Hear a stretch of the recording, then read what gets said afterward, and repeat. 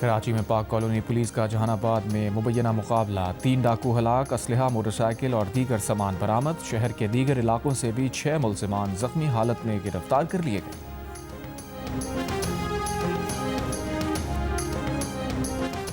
ملک کے میدانی علاقے شدید دھند کی لپیٹ میں، پروازیں اور ٹریفک بھی متاثر۔ M3 سمندری سے رجانہ اور M4 فیصل آباد سے ملتان تک بند، M5 ملتان سے سکھر تک دھند کی وجہ سے بند۔ شدید دھند کے باعث پشاور ایئرپورٹ آج بھی پروازوں کے لیے بند، فلائٹ شیڈول متاثر۔ قومی ایئر لائن کی پشاور کی 2 غیر ملکی پروازوں کو متبادل ایئرپورٹ پر اتار لیا گیا۔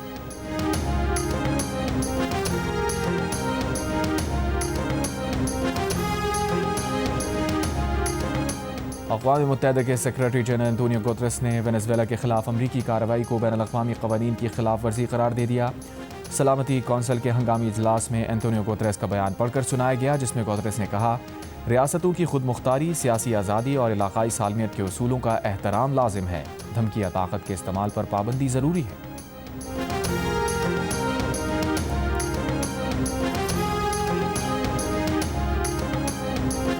وینزویلا کے صدر نکولاس مادورو کو اور ان کی اہلیہ نے امریکی عدالت سے منشیات اسمگلنگ کیس میں الزامات کو مسترد کر دیا۔ وینزویلا سے اٹھا کر امریکہ لے جائے گئے وینزویلا کے صدر نکولاس مادورو کا امریکی وفاقی عدالت میں پیشی کے موقع پر جج کے سامنے بیان، کہا، میں مہذب آدمی اور اپنے ملک کا صدر ہوں، مجھے میرے گھر سے اغوا کر کے امریکہ لایا گیا ہے۔ وینزویلا کے صدر کی نیو یارک کی عدالت میں پیشی کے موقع پر امریکی کارروائی کی حمایت اور مخالفت میں مظاہرے، ایک دوسرے کے خلاف نعرے۔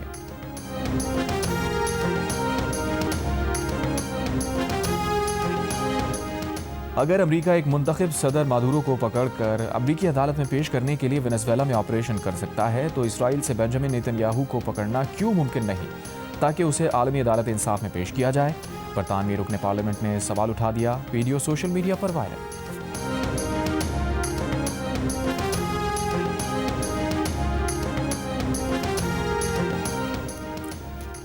بنگلہ دیش اور بھارت کے کرکٹ روابط میں کشیدگی مزید بڑھ گئی۔ T20 ورلڈ کپ کے لیے اپنی ٹیم بھارت بھیجنے سے انکار کرنے کے بعد بنگلہ دیش کی حکومت نے انڈین پریمیئر لیگ کے میچز بنگلہ دیش میں نشر کرنے پر پابندی لگا دی۔ اس سے پہلے انتہا پسندوں کی دھمکیوں کے بعد بھارتی کرکٹ بورڈ کی ہدایت پر IPL franchise Kolkata night riders نے اپنی ٹیم سے بنگلہ دیشی فاسٹ بولر مستفیض الرحمان کو نکال دیا تھا۔ مستفیض الرحمان کو بالی would film star Shah Rukh Khan کی ٹیم نے 9 کروڑ انڈین روپے سے زائد میں خریدا تھا۔ مستفیض الرحمان کو ٹیم میں شامل کرنے پر شاہ رخ خان کو بھارتی انتہا پسندوں نے غدار قرار دیا تھا۔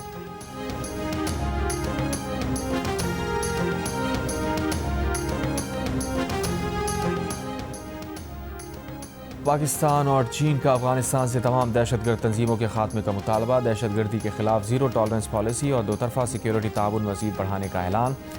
بیجنگ میں پاک چین اسٹریٹجک ڈائیلاگ کا مشترکہ اعلامیہ جاری۔ ڈائیلاگ میں پاکستان اور چین نے افغانستان سے کہا کہ وہ اپنے علاقوں میں موجود تمام دہشت گرد تنظیموں کے خاتمے کے لیے واضح اور قابل تصدیق اقدامات کرے، یقینی بنائے کہ دہشت گرد تنظیمیں افغان سرزمین کسی دوسرے ملک کے خلاف استعمال نہ کریں۔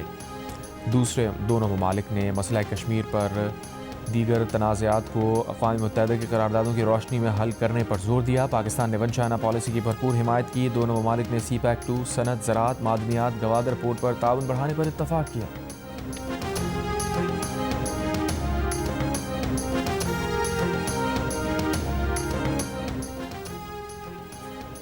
ایران میں مہنگائی کے خلاف احتجاجی مظاہرے دوسرے ہفتے بھی جاری۔ تہران، شیراز اور مغربی علاقوں میں احتجاج، مختلف شہروں میں جھڑپوں کے دوران ہلاک افراد کی تعداد 20 ہو گئی۔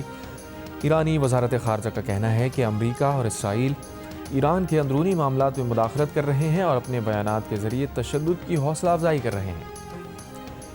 PTI کا ایک بار پھر محمود خان اژکزئی کو قومی اسمبلی میں اپوزیشن لیڈر بنانے کا مطالبہ۔ اسپیکر ایاز صادق سے ملاقات کے بعد عامر ڈوگر کا کہنا ہے کہ اسپیکر کو کہا ان کے تمام اعتراضات دور کر دیے ہیں، اب اپوزیشن لیڈر لگایا جائے۔ اسپیکر کو واضح کیا ہے کہ محمود خان اژکزئی کا نام بانی PTI اور پارٹی نے دیا ہے۔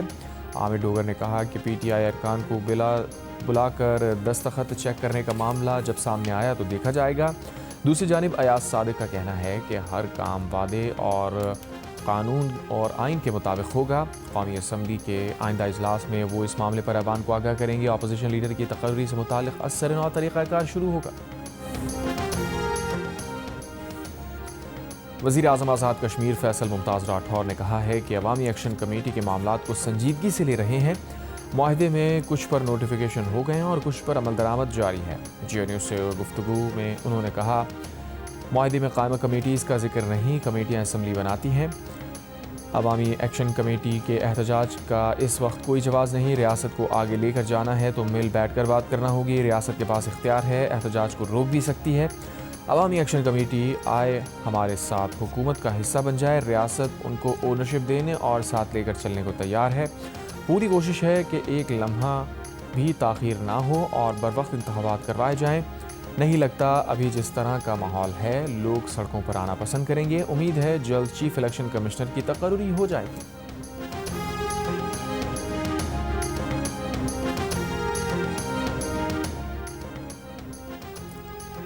گلگت بلتستان کی نگراں کابینہ کے وزراء اور مشیر آج اپنے عہدوں کا حلف اٹھائیں گے۔ حلفبرداری کی تقریب آج صبح 11 بجے گورنر ہاؤس گلگت میں منعقد ہوگی۔ Speaker G B assembly Nazir Ahmed advocate نگراں وزیر کابینہ کے ارکان سے حلف لیں گے۔ جی بی کے 14 رکنی نگراں کابینہ 12 وزراء اور خاتون سمیت 2 مشیروں پر مشتمل ہے۔ جی بی کے نگراں وزیر اعلیٰ جسٹس ریٹائرڈ یار محمد نے 26 نومبر کو عہدے کا حلف اٹھایا تھا۔ نگراں کابینہ کا اعلان 1 ماہ 7 دن کی تاخیر سے جمعے کو 2 جنوری کو کیا گیا۔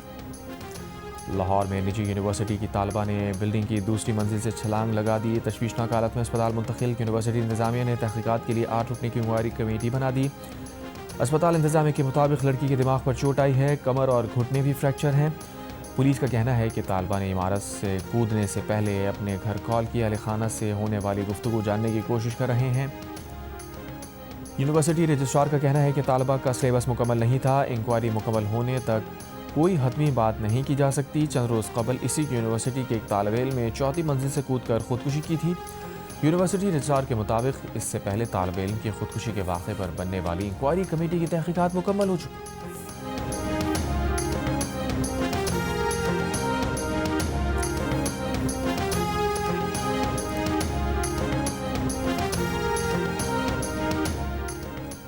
پاکستانی لڑکے سے مبینہ طور پر پسند کی شادی کرنے والی بھارتی خاتون سربجیت کور کو دارالامان پہنچا دیا گیا۔ ذرائع کے مطابق سربجیت کور کو سفری کاغذات میں کچھ تکنیکی مسائل درپیش ہیں جن کی وجہ سے انہیں پیر کے روز واگا بارڈر سے بھارت روانہ نہ کیا جا سکا۔ سربجیت کور کو ویزا میعاد مکمل ہونے پر بھیجا جا رہا ہے۔ سوشل میڈیا پر دوستی کے بعد سربجیت نے اسلام قبول کر کے شیخوپورہ کے رہائشی ناصر حسین سے شادی کی۔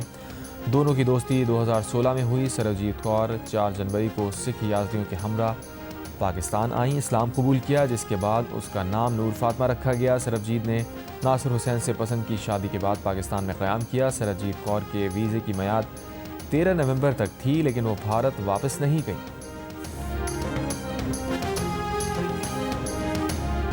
اور کراچی میں international squash event P S A squash gold championship آج سے شروع ہوگی۔